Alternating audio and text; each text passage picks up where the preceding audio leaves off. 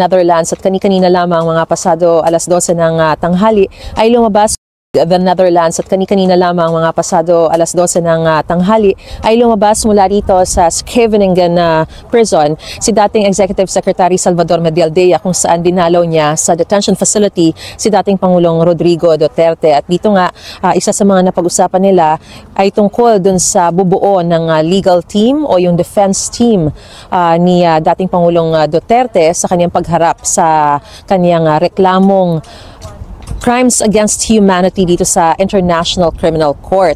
At binanggit sa atin ni dating ES Medialdea na pinirmahan na ni dating Pangulong Rodrigo Duterte ang conforme na kung saan isa sa magiging kanyang legal counsel si Attorney Nicholas Kaufman. Pero bukod kay Kaufman, wala pang ibang pangalan na binanggit sa atin si dating ES Medialdea kung sino nga yung bubuo ng defense team.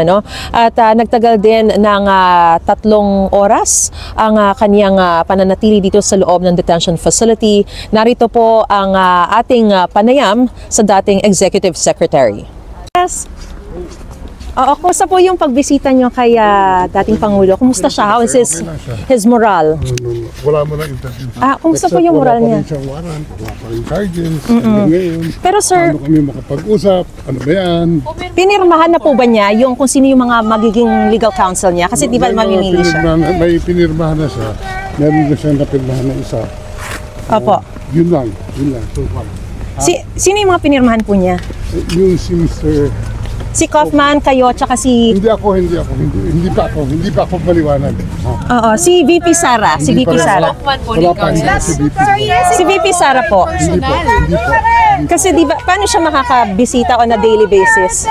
Anak siya. Oo, pero hindi po pinipirmahan pa yung kanyang request for daily pass. Meron naman siguro, bibigyan. So may pinirmahan na po. Para malinaw lang po, kayo ay personal, no? Na legal counsel. Hindi kayo necessarily haharap sa ICC. Sino lang po yung mga pinirmahan? Si Kaufman lang. Si Kaufman? Yan lang magkagaling dito.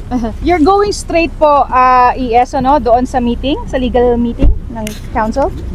Bismillah po. Thank you po.